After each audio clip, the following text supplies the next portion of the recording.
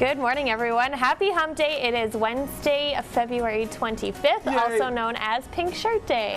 Yes. Yeah, so you'll notice we're all wearing pink on the set today. Yeah, we have pink mug here as well, too. We have a pink table, Kate. We always have a pink table. See, and that's how much we really focus on this. And there's a lot of programs like, what's this say? Pink Shirt Promise. Which Shaw TV is involved with, though. Also, London Drugs has a program called Pink Shirt Day.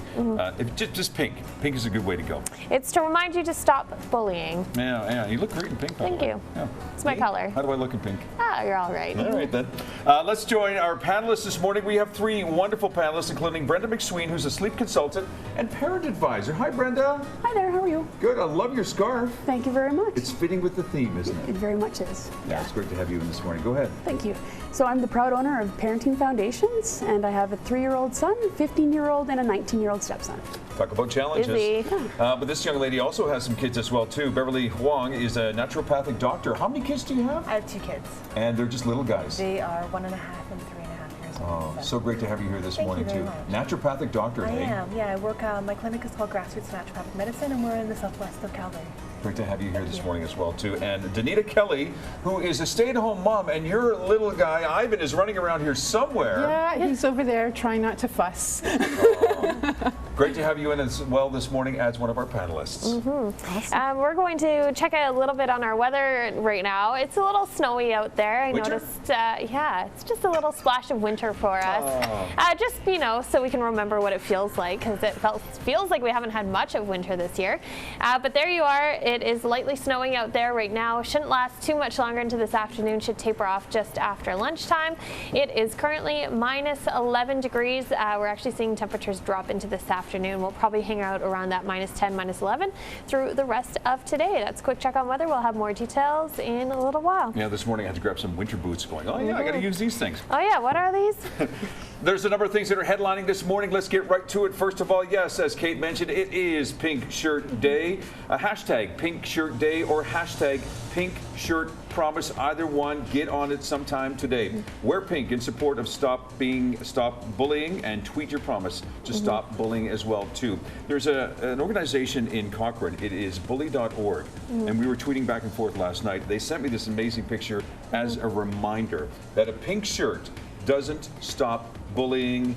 You do. Yes. It's a personal thing. Get on it. Yes, and as we all talked about yesterday, it starts at home, right? Absolutely. That's what we sort of all agreed on. We also had some kids send in some videos of their pink shirt promises for today. Take a look. Grab some tissues. Hello, my name's Tristan. I'm from Ontario. My pink shirt promises to not bully. We're pink.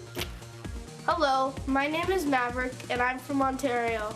My pink shirt promises to stand up to bullying and care for everybody equally. My name is Addison. My pink shirt promise is to be kind to people no matter who they are. I love you. My pink shirt promise is to be a buddy, not a bully. My pink shirt is what? Okay, that's just beyond adorable. Just cute. Yeah, and if those kids can do it, yes, you can make a promise as well too. Again, those hashtags, hashtag Pink Shirt Day, hashtag Pink Shirt Promise.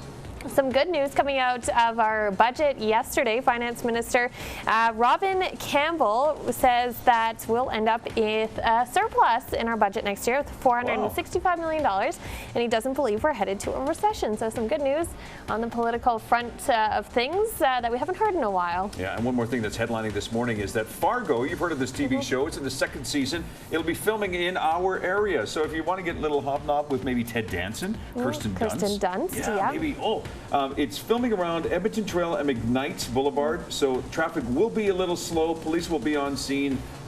Bring your camera, take some pics. Yeah, hide out around the corner, maybe snap a picture, wait for an autograph.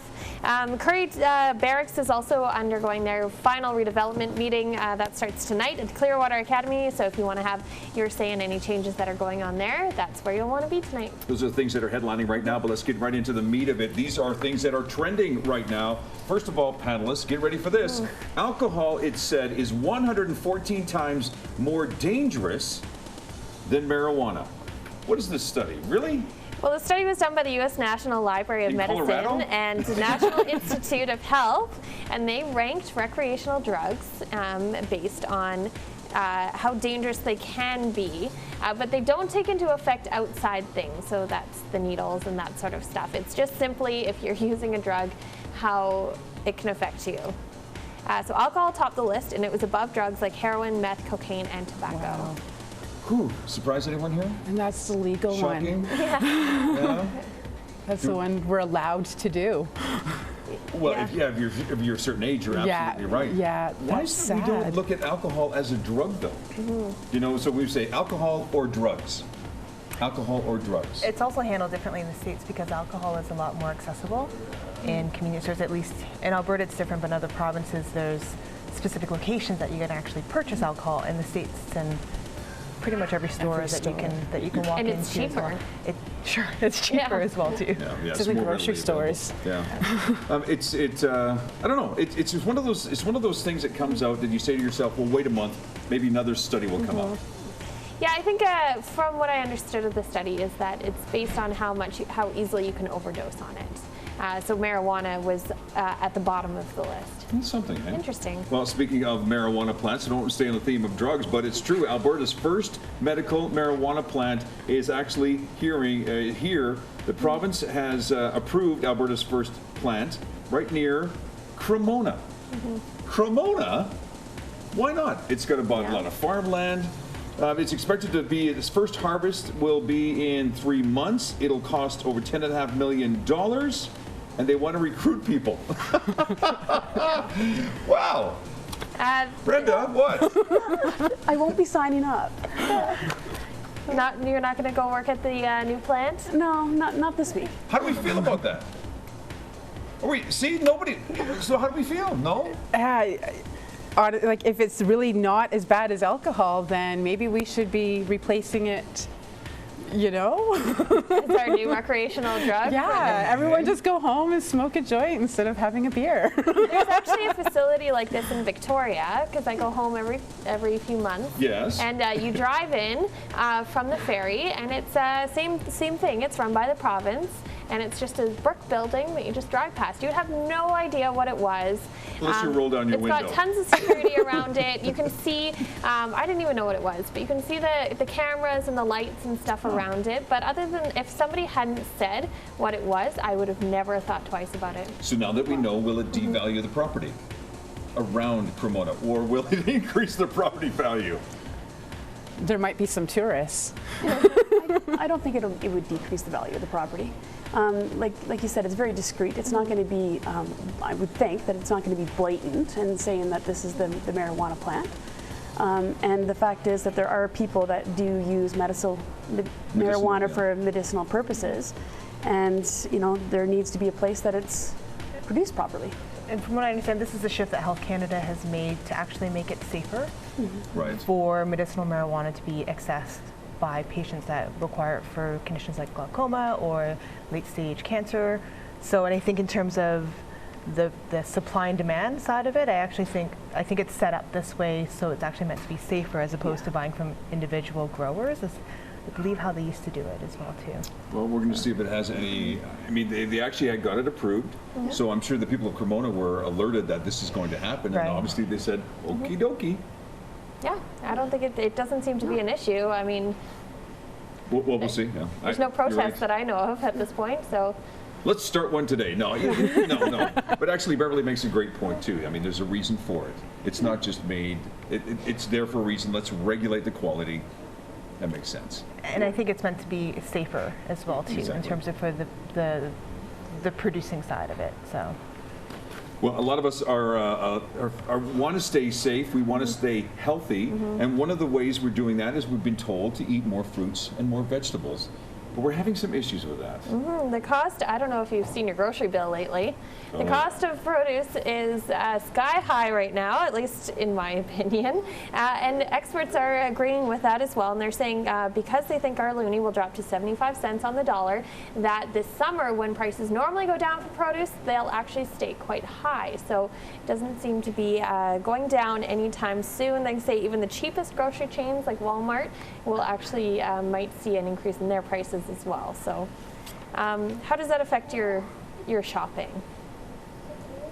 I have to set aside more money for the produce because the fact is it's a lot more healthy, and I want to be feeding my little guy as healthy as possible. So the other day I was at Safeway and other chains as well, and it was $4.99 per pound for grapes.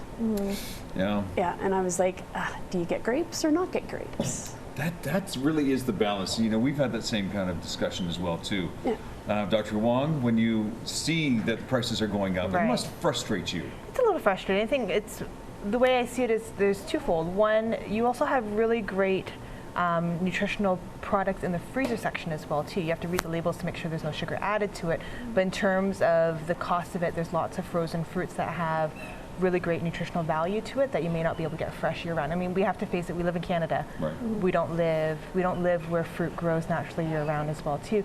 Come the summer, we also end up having more options with local producers as well too. So, when you look into the price of fruits and vegetables, a lot of it you have to look at the shipping, right? So theoretically the price of oil is down, but there's still a cost to get those strawberries from California up here. So in the summer, we do have really great options, I think, from other Alberta farmers and also in BC as well, too, through our local farmers markets. I find, too, that if as a parent you're looking at, again, those options, and you're battling about whether or not I pay the $4 for a pound of grapes, for heaven's sakes. But then do you have picky eaters? And will that, are they only my husband and I were just fruit? talking about that our children, our two little rugrats, just ate $6 of raspberries like that. And so we've been talking about the price of groceries on the weekend and think, okay, well, this is, in our family, we've made it a priority to be, this is where our budget will go, right? But at the same time, and they just gobbled up $6 of raspberries, and they were on sale. Right? It's a mixed message too, because we've been told to eat more fruits and more vegetables, but the mixed message is the prices are so high. I don't know if I want to say this. Should the government step in? Should the government supplement some of the costs? So I've seen on Facebook probably something that would have been shared, a little image that said, the question is more so, why is junk food so cheap? So there's a question as to what's actually going into and what frame of reference you're actually putting your food choices in. So if you're comparing to that's not fresh, that doesn't have nutritional quality, that's more over-processed, less healthy for our children, then I guess the next question is not so much why is this more expensive, but why is junk food, or why is this food actually so much cheaper? The processed food. Well, let's just hope that something happens. I don't know. Hey, we have this surplus in money. Maybe the government can do something, Kate. Buy us all a fruit and veggie basket. Yeah, leads to our trending poll question this morning. Let's get to this. What type of medicine do you predominantly use? So if you're not eating enough fruits or veggies, maybe you got to use some medicine. Is it modern medicine that you use, ancient, or holistic, naturopathy? Well, jump on and decide for yourself. Answer on Twitter or Facebook. You'll find the link to our trending poll question at Trending on Shaw. And throughout the course of the hour, we'll give you updates on how you're voting. And if you're not sure what naturopathic medicine is all about, we have Dr. Beverly Huang here, who is a I can't even say the word, naturopathic doctor. What is it all about? So I practice as a naturopathic doctor. The training is very similar to that of a traditional medical doctor in that it's a 4-year post-grad program. So most of the naturopathic doctors practicing have at least 7 to 8 years of post-secondary school education. For my practice, I mostly run a family practice. I see a lot of people with questions about digestion.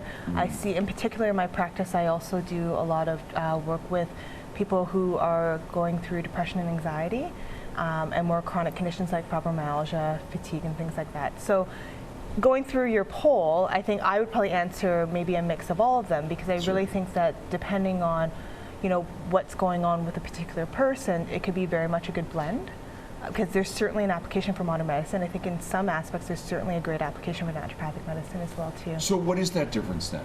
So if I decide I want to go to a naturopathic doctor, with a problem. Yep. And then I go to a modern medicine doctor. Yep. How are your responses going to be different? Well, it depends on who you see, right? Okay. Because I think there's a lot of differences between the actual provider that you're seeing. But the general distinction I would say is a general family practitioner who's a medical doctor will look at options that might be more of the pharmaceutical surgical options. Mm-hmm. Fantastic medical doctors will have conversations with their patients to figure out what else is going on as well too. If that doesn't necessarily happen, often whether I'm the first choice or their last choice, a patient will come in and we have the opportunity to be able to spend more time with patients. So we're able to figure out, well, what are the different lifestyle factors that are coming into play that's affecting your sleep or affecting your digestion or is causing more of the anxiety as well too. So the idea of sitting down with a naturopathic doctor is actually trying to figure out what the root cause is of what's happening. So someone might come in with reflux, right? And certainly a medication like a protein pump inhibitor will absolutely usually do the trick, right? Is that the solution, or do we have to figure out, well, why is it something that you're eating? Is it how you're managing your stress levels? Is there other things that are factoring into why you're experiencing this actual physical symptom, where certain individuals, they might not be content in taking the medication alone. They want to look at, well, what are my other options to look at as to why I'm actually experiencing what I'm experiencing. You have mums here. Okay, mums. I do. Would you decide on maybe visiting this young lady and asking her advice? We actually do use a naturopathic doctor for our